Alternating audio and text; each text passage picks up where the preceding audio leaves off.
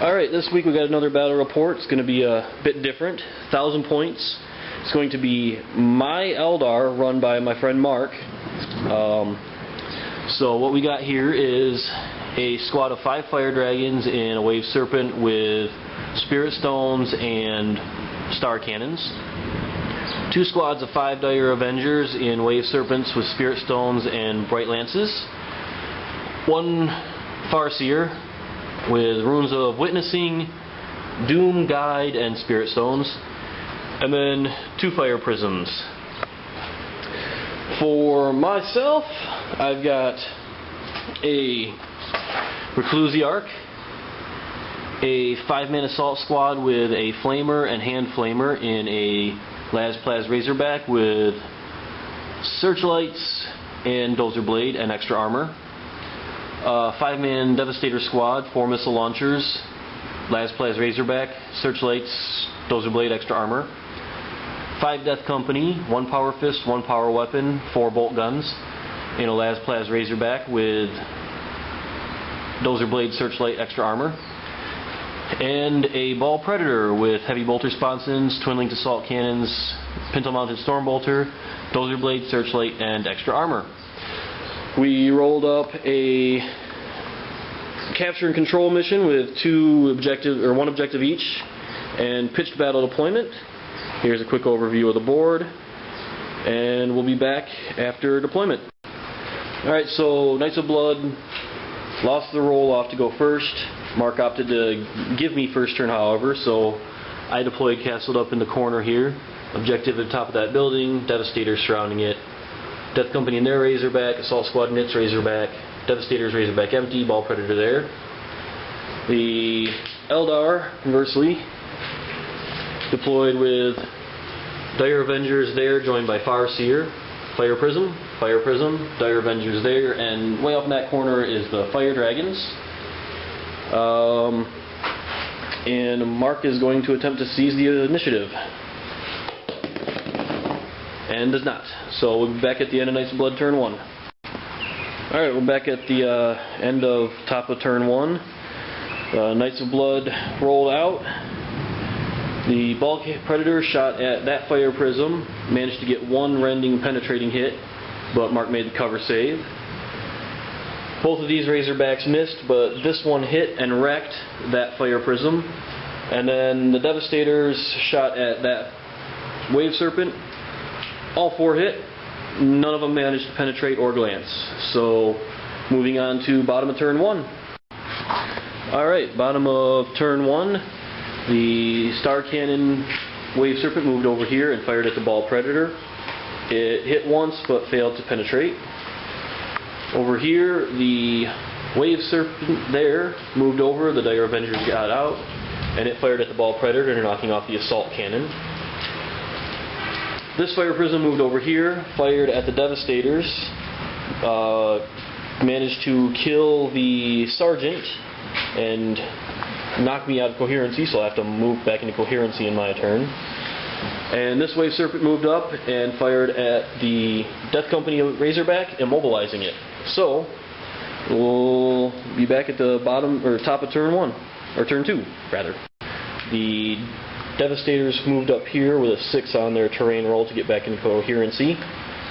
The Death Company got out and moved up next to that Ball Predator, or Razorback. The Ball Predator moved up into terrain and fired at the Dire Avengers, killing 2, who then failed their leadership and ran off the board. This Razorback fired at the Wave Serpent, getting a pen and a glance, and managed to get a shaken and a stunned result, which has Spirit Stones, so it will simply not be able to shoot next turn. This Razorback did a little better at the Fire Prism, knocking off the Prism Cannon and immobilizing it. And this Razorback fired at but did nothing to that Wave Serpent. So, it was a pretty good turn for the Knights of Blood. We'll be back at the end of the bottom of 2. Okay, we're back, bottom of 2. First thing we did was crack open a couple of nice cold pivers. And then Mark moved this up here after dooming the Devastators and guiding the Dire Avengers. He moved up here, disembarked, and Dire Avengers unloaded on the Devastators. We actually need a leadership test and pass it. But every single one hit after the rerolls and caused 9 total wounds, but I only failed 1 save, so we're down to 3 missile launchers there. And the Wave Serpent fired at and stunned, but because of extra armor it was reduced to shaken on this Razorback. And that Wave Serpent missed, and that Wave Serpent fired on the Death Company and both missed. So we'll be back at the top of turn 3. In fact, it's a good thing that this one missed, because in retrospect Mark remembered that it was shaken and had moved flat out. So doesn't make a difference, but there it is. This Razorback moved flat out up to there and popped smoke. This Razorback just whipped around and fired at the Wave Serpent, but failed to do any damage. The Ball Predator attempted to ram this Wave Serpent, but he made his 3+ Skimmer Jink save. The Death Company ran up here and fired on the Dire Avengers, killing 1. And the Devastators up here fired on this Wave Serpent, shaking it and knocking off the Bright Lances. So we'll be back at the bottom of 3 to see how the Eldar do. Alright, we're back at the end of the bottom of turn 3. The Farseer guided the Dire Avengers and doomed up the Devastators, unloaded on them and caused 6 wounds, and I failed 3 saves, so they were wiped out. The Shaken Wave Serpent here moved up, giving the Death Company a target to rage at. Both of these 2 Wave Serpents moved 12 inches and fired on this Razorback, both managing to shake it. And then the Fire Dragons got out of the Wave Serpent here, unleashed hell on the Ball Predator and exploded it, losing 1 in the explosion. And that's all for Eldar turn 3. Not a bad turn for the Eldar. Back at the bottom of, or top of turn 4. Alright, bottom of turn 4 is, or top of turn 4 is done rather. This Razorback moved over here because it's shaking and can't shoot. This Razorback stood where it is because it's immobilized and fired on the Wave Serpent, managing to stun it again, which Spirit Stones meant it was shaken. That Razorback moved up there, fired at this Wave Serpent, wrecking it. And the Death Company moved up to this Wave Serpent because it was the closest thing and assaulted it. And they managed to tear it out of the sky with just regular close combat attacks. Didn't even have to get the Power Fist, wrecking it. So we'll be back at the end of the bottom of Eldar turn 4. Alright, back at the bottom of 4.